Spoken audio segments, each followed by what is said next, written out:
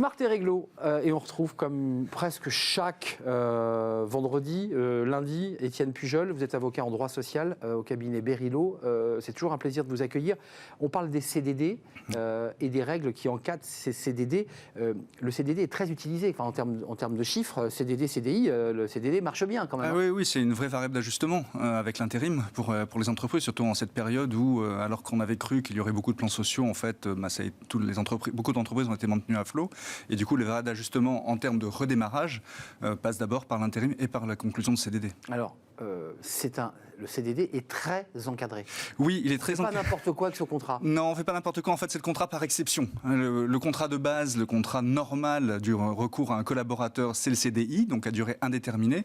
Et l'exception, c'est le CDD. Parce qu'on considère, ce qui n'était pas le cas jusqu'au début des années 70, que le CDD est moins protecteur des salariés. Vous le voyez d'ailleurs, quand vous voulez acheter un appartement, on vous demande plutôt un CDI qu'un CDD. Un CDD, c'est considéré comme précaire. Alors, pour être très concret, commençons déjà par la liste des règles. Oui. À quel moment on est autorisé à avoir recours au CDD? Alors, parce que l'inspection du travail est toujours très très vigilante. Oui, bien sûr. Justement, parce qu'il y a cette préoccupation, je dirais, de précarité. En fait, il y a 4 grandes catégories. Si on met de côté les contrats de formation liés à des formations professionnelles, il y a 4 grandes catégories de recours au CDD. Le premier, c'est ce qu'on appelle l'accroissement temporaire d'activité. C'est-à-dire que tout d'un coup, on est dans une phase ascendante de cycle et donc on n'a pas le temps de recruter des CDI véritablement. En tout cas, on suppose qu'on n'a pas le temps. Ou alors on sait que ça va être pour une durée déterminée, cet accroissement, qu'il va y avoir une rechute. Donc on va pourvoir durablement à cet accroissement d'activité et donc on va recruter un CDD. Et dans ce cas-là, la limite est de 18 mois. L'autre grande catégorie, c'est le remplacement d'un salarié qui est absent. Il faut faire face à une absence soit anticipée, soit non anticipée, suite à un accident du travail par exemple. Et là, on a le droit de recourir à un contrat pour la durée de l'absence de la personne. Juste un mot, un collaborateur avec lequel l'entreprise est en conflit, il y a rupture de contrat, il était en CDI, est-ce qu'on peut le remplacer par un CDD? Alors non, on ne peut pas remplacer par un CDD quelqu'un qui part en CDI parce que sinon... Et qui est en conflit. Et qui quitte en conflit parce qu'en fait c'est attaché au poste. Et si on remplace quelqu'un en CDI par quelqu'un en CDD, eh bien on considère que le poste du coup est temporaire et va s'arrêter. Donc c'est vraiment une limite, je dirais, au recrutement. Donc le poste reste vacant. Le poste reste officiellement vacant et dans ce cas-là on peut recourir à un CDD mais uniquement en attendant de recruter quelqu'un en CDI. C'est-à-dire qu'on sait que la personne qui va venir là n'est pas là de manière permanente, elle est là pour assurer une sorte de transition et en attendant de recruter quelqu'un véritablement en CDI. Alors à la télé, on connaît très bien, c'est le CDD d'usage. Oui, évidemment. Ça, il est très connu, le CDD d'usage. Il est très utilisé très aussi. Utilisé, oui. Et qui fait l'objet de beaucoup de contentieux aussi à la fin des saisons. Et tout à fait. Et voilà. Et puis il y a le contrat, donc le CDD d'usage, que l'on voit beaucoup effectivement dans votre secteur. Et puis il y a les contrats dits saisonniers, les fameux contrats vendanges ou ce genre de contrats. On va ramasser les fruits, on fait un CDD, ça dure 3 mois. Exactement. Ou 2 mois et demi. Pour la période. Ça, ce sont vraiment les 4 grandes catégories de recours au CDD qui sont autorisées par le Code. Donc j'évoquais le CDI qui n'est pas remplaçable si le collaborateur quitte et est en conflit prud'homal. Donc vous me dites que ce n'est pas possible de le remplacer par un CDD. Puis un autre cas de figure, c'est quand il y a une grève, je pense notamment à Marseille, par exemple, dans le bras de fer, voilà. avec le ramassage des poubelles.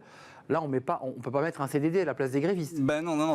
D'une part, ça crée des gros conflits à l'intérieur de la société, puisqu'évidemment, ceux qui vont être recrutés pour remplacer les grévistes seraient vraiment très mal perçus. Et puis, de toute façon, la loi l'interdit. Donc voilà. En revanche, comme vous l'avez vu à Marseille, il est possible de passer par des prestataires extérieurs pour assurer des missions de service public ou pour que le travail soit réalisé, effectivement. Ça marche pas si bien. Plus ou moins, mais bon, finalement, ils ont obtenu une prime et ils reprennent le travail petit à petit en attendant d'écluser les... le droit nous ramène à l'actualité. Alors, il y a un autre point important de l'encadrement, c'est qu'il est nécessairement écrit. Oui, alors ça c'est effectivement, et c'est ce que les employeurs oublient souvent. Ils disent bon, ça va aller, on a le temps de le faire. Non, il doit être écrit et il doit être signé avant la prise de fonction du collaborateur ou au plus tard dans les 48 heures qui suivent. Donc il faut vraiment que ça se fasse très vite. On ne peut pas attendre trop longtemps pour dire au fait tu étais en CDD, tu n'étais pas en CDI. Ce serait un peu la ficelle. Ah oui, c'est ça la subtilité. C'est que la personne hésite. Ils m'ont pris en CDI, puis oui, je ne le sais pas. J'ai commencé avant-hier et je ne sais toujours pas à quelle sauce je vais être mangé. Alors, on parlait des contentieux dans les CDD d'usage, mais c'est quoi les erreurs que doivent éviter les entreprises? Alors déjà, oublier de le mettre par écrit, oublier de le faire signer. Ça, c'est voilà, on le voit, et notamment dans les CDD d'usage, il y a des habitudes qui sont prises. Le collaborateur, journaliste arrive, et puis d'où le conflit d'ailleurs, parce que la personne demande d'être qualifiée en CDI. Exactement. Alors parfois il y a des rétentions aussi de signatures pour faire un peu de chantage. Hein. Bon, ça, oui, mais c'est vrai. mais non, la première erreur, c'est effectivement oublier de marquer le contrat. L'autre erreur, et ça c'est dans les clauses obligatoires du CDD, c'est de ne pas marquer la raison pour laquelle on recourt au CDD. C'est une mention obligatoire, donc il faut dire si c'est un accroissement temporaire d'activité. Dans les 4 ou 5 si c'est exactement, ou si c'est un remplacement de salarié. Et puis quand c'est un remplacement de salarié, aussi on voit souvent dans les contentieux des clients qui viennent nous voir en disant je comprends pas, on vient nous chercher des noises. Oublier quand c'est un remplacement de marquer le poste qui est remplacé, c'est-à-dire la personne qui est remplacée, le poste. Le nom de la personne, donc. Exactement, parce que il y a une règle. Alors ça, c'est dans l'application du contrat de travail. En fait, la personne recrutée en CDD, ça doit pas être du moins 10 ans salarial. C'est-à-dire qu'on part recruter quelqu'un qui est à 10 000 euros par quelqu'un qui ne va être qu'à 5 000. Et gagner 5 000. Voilà. La durée, c'est important parce que c'est un contrat à durée déterminée. Voilà. Alors, il y a plusieurs possibilités. Je crois qu'on peut enchaîner les CDD, parce que certains se plaignaient, je pense à la Poste notamment, où les personnes avaient enchaîné pendant 20 ans des CDD. Ouais. D'abord, c'est légal ça d'ailleurs? Alors non, c'est pas légal. Encore une fois, le principe de base, c'est qu'on ne peut pas pourvoir durablement un emploi par des CDD. Normalement, on doit recourir au CDI.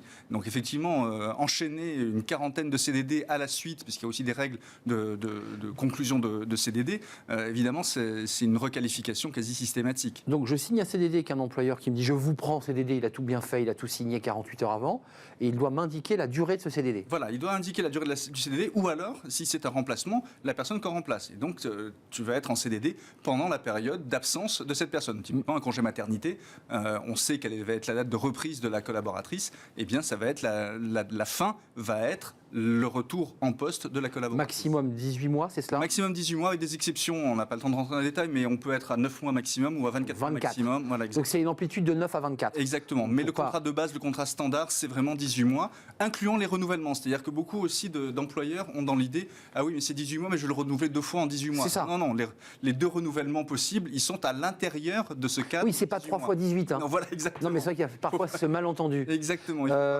Étienne, justement, le renouvellement, comment ça se passe? Alors le renouvellement, c'est très important puisqu'il faut le prévoir contractuellement. Et si on ne le prévoit pas, il va falloir renégocier avec le collaborateur son renouvellement et prévoir donc cette nouvelle durée et le motif pour lequel le renouvellement est demandé. C'est-à-dire qu'on avait un accroissement temporaire d'activité. Cette activité, cet accroissement est toujours là. Le niveau haut de l'activité est toujours là. Donc j'ai besoin. Et donc j'ai besoin de toi encore pendant une durée additionnelle. Si c'était 6 mois, on va le renouveler pour 6 mois et encore 6 mois. Comme ça, on sera vraiment en 18. À condition que le salarié soit d'accord. Parfois, il dit, mais pourquoi vous ne me prenez pas en CDI? Ça serait plus simple. Oui, exactement. Du coup, c'est un levier de négociation. Donc il vaut mieux le prévoir de manière anticipée que le renouvellement est possible et qu'il se fera par information du collaborateur. Alors, on arrive au moment qui est souvent un peu fatidique pour le salarié, soit on l'intègre, comme on dit, en CDI, soit on rompt son contrat, la durée de ce CDD se termine, qu'est-ce qui se passe? Exactement. Alors, à la rupture, on lui fait son solde de tout compte avec cette problématique particulière qu'il n'y a pas d'indemnité de licenciement, puisque par construction, le contrat se termine comme il était prévu. On le savait. Exactement. En revanche, il y a une indemnité qu'il faut payer. Ça aussi, les employeurs oublient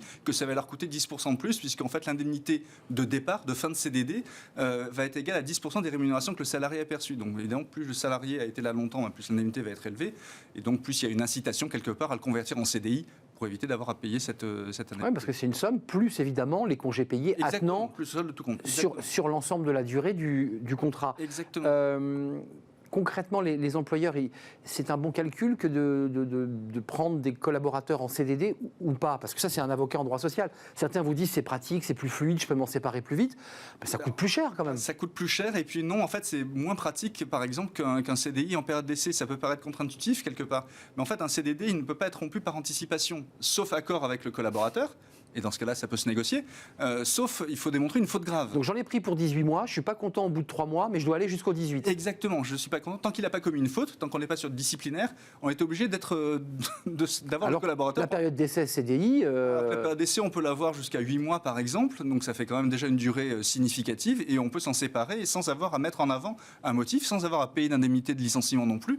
Et donc ça peut paraître contre-intuitif, mais en termes de flexibilité pour les entreprises, il n'est pas rare départ que nous conseillons de prendre plutôt un CDI avec une période d'essai longue plutôt qu'un CDD. Vous savez que Maître Pujol, ça agace beaucoup les salariés quand on les prend en période d'essai sur 8 mois, sur un CDI, vous le savez. Je comprends, eux sont conscients de cette précarité. Non, mais ils sont conscients aussi qu'il y a quand même une grande période où on va les observer et donc la zone de danger est très longue. Oui, tout à fait. On en parlait il y a quelques semaines, effectivement. Du coup, la période d'essai, parfois, elle n'est pas convenue entre les parties, justement parce que le collaborateur dit non, à mon niveau d'expérience, etc., on va la faire de un mois maxi, juste pour la prise de poste, voir si... D'ailleurs, ça marche dans les deux sens. Évidemment.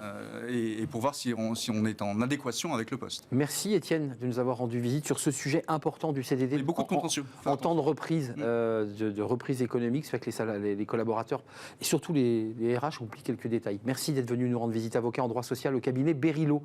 À très bientôt, à la semaine prochaine, j'espère. On fait une courte pause, on s'intéresse à la Marine nationale. C'est ce corps prestigieux, les mousses, les marins, l'aventure, les voyages. La Marine embauche, recrute des jeunes notamment à travers des centres de formation.